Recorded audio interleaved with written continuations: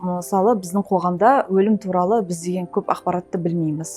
Көбінесе жаңағы Джульеттаның іс-әрекеті қандай болды? Әкесі қайтыс болды, бірақ оған хабарламайды, өзінің сезімдерін білдірмейді, көңілін білдірмейді. Иә, сол кезде тек қана қызының қайтқанын күтеді, бірақ бірден шақыртпайды деген сияқты. Ол не деген? Бір жағынан ортақ бір жоғалту, қайғыру процесі болғанымен, бұл жерде Джульетта өзі ойлап тұрды, енді мен қызымның психикасын қорғап қалайын, қатты ондай мұңға бөлінбесін деген сияқты әңгіме ғой.